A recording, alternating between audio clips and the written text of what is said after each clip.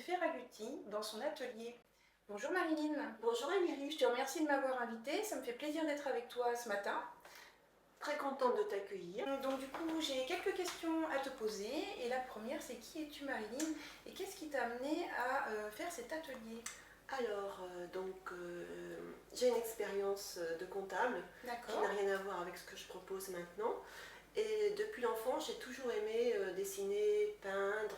Ça existe en moi depuis, comme je viens de le dire, depuis l'enfance. D'accord. Et j'avais mis un peu de côté cette part de moi. Et au fil du temps, ce qui aussi m'a donné envie d'aller vers l'ouverture de cet atelier, c'est aussi que j'avais envie d'aller vers l'humain.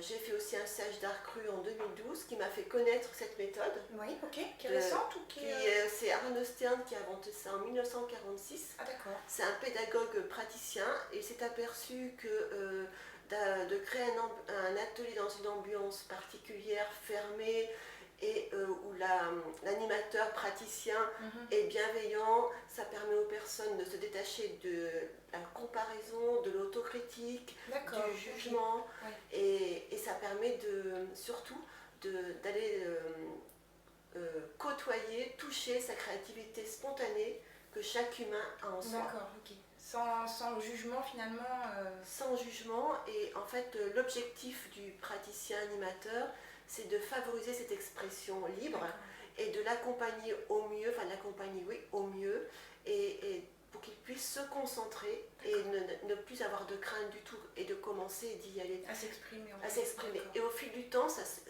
les choses se mettent en place toutes seules parce que la personne qui est dans l'atelier est en confiance et ne pense plus à autre chose qu'à s'exprimer. Okay. Et ça fait longtemps que tu pratiques ces ateliers? Alors j'ai ouvert l'atelier en juillet 2022. Je peins aussi autrement avec de l'acrylique moi-même. D'accord. Mais j'ai ouvert et c'est passionnant parce qu'à chaque fois c'est un émerveillement de voir les expressions de chacun, les peintures de chacun. Alors j'exprime aucun jugement bien sûr parce que c'est une des règles de l'atelier. Et ça peut être aussi des cours intergénérationnels. D'accord. J'accueille des enfants dès 3 ans et ça peut être aussi des cours mélangés. Oui. Donc tu peux faire aussi par je le propose maintenant. Normalement non, mais je le propose et je suis vigilante à l'interaction parent-enfant. Je les sépare et pour pas qu'il y ait de... Pour la libre expression. C'est ça exactement. Mais ça se passe bien. Surtout les parents respectent ce que ma demande de laisser l'enfant s'exprimer sans interaction du tout. Donc ça se passe, il y a peut-être quelque chose d'inconscient, mais bon, ça va. Mais je trouve que c'est intéressant aussi, c'est intéressant. Et qu'est-ce que je voulais dire d'autre? Tu as peut-être d'autres questions? Tu as déjà répondu à ma deuxième question qui était le geste de peindre, c'est quoi? Du coup, voilà, on a compris. Finalement, ça vient stimuler de l'expression personnelle, chercher la créativité. Voilà. Et qu'est-ce que ça peut apporter finalement à l'individu qui va... Alors, ça peut amener justement la confiance en soi parce que le fait de se retrouver devant une feuille blanche sans indication, sans thème, sans modèle, ça peut être une appréhension, une peur bien sûr, ça je l'entends. Et le fait de commencer par choisir une couleur et de la poser, et en fait ce choix vient de soi parce que c'est nous-mêmes, c'est la personne qui choisit sa couleur. Il n'y a pas de consigne. Il n'y a pas de consigne du tout, donc de voir que poser une couleur ça peut paraître simple, mais c'est pas si simple que ça. Donc la palette, l'outil principal, comporte 18 couleurs. Et il est possible de mélanger les couleurs aussi, à la demande de la personne qui peint.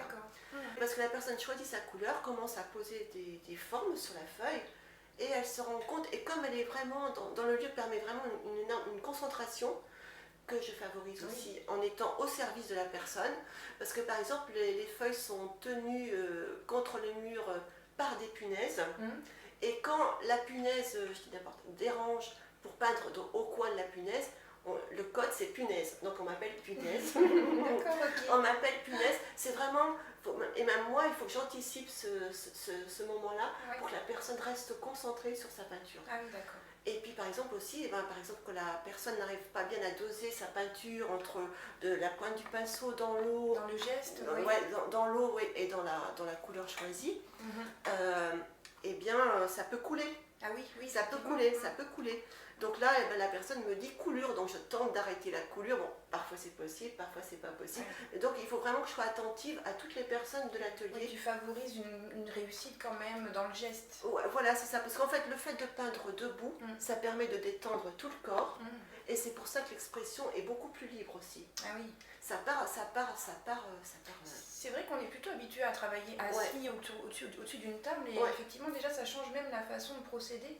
Donc au niveau des repères, ça modifie un petit peu l'expression. Ça part de soi, enfin de tout son être en fait, corps, mental en fait, enfin, plutôt voilà. Et donc la concentration, la confiance en soi, l'estime de soi, parce que les personnes se rendent compte qu'elles ont des compétences, des capacités plutôt. Compétences c'est un peu c'est autre chose. Et vraiment aussi de se sentir libre, parce que toutes ces valeurs, notions qui sont intégrées pendant le temps d'atelier se transfèrent bien sûr dans le quotidien. Oui, effectivement. Surtout pour les tout petits qui arrivent dès 3 ans. Le fait d'avoir un cadre, bon, il n'est pas extrême le cadre, c'est de 3 pinceaux par couleur, de ne pas mélanger les couleurs et les pinceaux. Alors si ça arrive, je demande de me prévenir, je rince, il y a toujours une solution. De ne pas peindre sur le papier craft, mais peindre sur sa feuille, parce que des petits, parfois, ils peuvent vouloir peindre directement sur le papier craft. Voilà, c'est ça. Bon, mais c'est sécurisant pour eux d'avoir ce cadre. Et je suis toujours émerveillée par tout le monde. Mais les petits sont plus spontanés, bien sûr. Ils ont moins de crainte.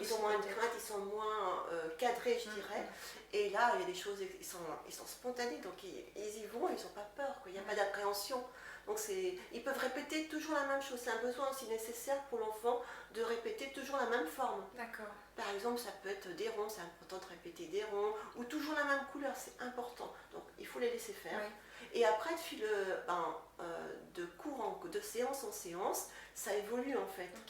Parce qu'on a tous aussi une charte graphique en nous, qui est identique dans tous les pays. Bon, c'est Arnaud Stern qui a fait des recherches, qui s'en est aperçu.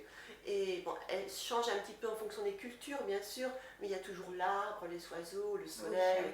Voilà, ça c'est des choses universelles finalement. Voilà, c'est ça, le chemin, l'échelle, enfin voilà, pour faire court. Et à partir de là, les personnes peuvent s'exprimer et faire des... Tu aurais un ouvrage à recommander de cette personne Oui, alors... Peut-être que je pourrais le mettre en description dans la vidéo. Oui, alors c'est Arnaud Stern, Heureux comme un enfant qui peint. D'accord, ok, je vous mettrai en description de la vidéo le titre et l'auteur. Oui, et aussi ma formatrice, parce que je n'ai pas été formée par Arnaud Stern, il a 96 ans je crois maintenant. Je crois qu'il ne forme plus, mais il a formé plusieurs personnes, dont Sandrine Sananès, de l'atelier de Charenton, par qui j'ai été formée, et qui a aussi écrit un livre pour expliquer la méthode. Oui, je crois même qu'il y a une petite vidéo YouTube où elle présente son livre justement, mais je pourrais vous la mettre en lien. Ouais. Et en fait, Sandrine Sananès appelle sa méthode le geste de peindre, tandis que Arnaud Stern appelle sa méthode le jeu de peindre. Ah d'accord, ok, c'est pour ça. Alors, il y a des petites différences. Par exemple, Arnaud Stern ne remet aucune des peintures à la fin de la session de cours. D'accord. Parce que en fait ça vient de soi, donc est-ce que c'est nécessaire de garder ou pas. Puis à ce côté, enfin je sais pas, c'est pas dit par lui, mais il y a peut-être ce côté mercantile, je l'utilise pas après. Mais tandis que Sandrine Sananès propose de récupérer, si la personne le souhaite, ses productions. Si c'est un enfant, il choisit ou pas de les montrer à ses parents parce que ça lui appartient. Donc déjà ça permet aussi de prendre confiance en lui, de dire non, je ne veux pas que mes parents le voient. Donc c'est important aussi dans l'atelier que je fasse attention à ça quand les parents viennent chercher l'enfant. Parce que l'enfant, voilà, c'est sa production, donc c'est son monde à lui sur le moment. Donc, oui, puis c'est vraiment dans l'idée de ne pas être jugé ni évalué, donc c'est vrai que exactement, en protégeant du regard de l'autorité, ça évite d'être évalué. C'est parfois naturel, on porte un regard sur quelque chose et on va tout de suite analyser, comparer, sous-peser. Donc oui, ça protège l'enfant de ça. C'est ça. Et effectivement, cette non-évaluation permet de prendre confiance en soi. Et oui. Parce qu'il y a le respect de soi aussi. Et de s'auto-évaluer. Le respect de soi pendant le temps d'atelier, le respect de l'autre. et ça se passe. Oui, parce que du coup, les ateliers se passent pas seuls, c'est ça, tu les reçois en groupe? Oui, en général, c'est en groupe. Bon, je peux accueillir jusqu'à 6 personnes maximum. D'accord. Je peux recevoir aussi en individuel si les personnes le souhaitent. Oui. C'est pas du tout la même chose, mais c'est toujours intéressant. Ça peut être un cap, oui. Ça peut être un cap. Si une personne a peur de s'exprimer devant quelqu'un d'autre, bon, je suis prête, je le fais parce que c'est important aussi. Hein, voilà. Et aussi, j'interviens en dehors de l'atelier. Là, en ce moment, j'interviens au village Répit Vacances Famille à Fondaine. Okay. Donc, ce qui est intéressant, sur une séance, parce que c'est des séjours d'une semaine. D'accord.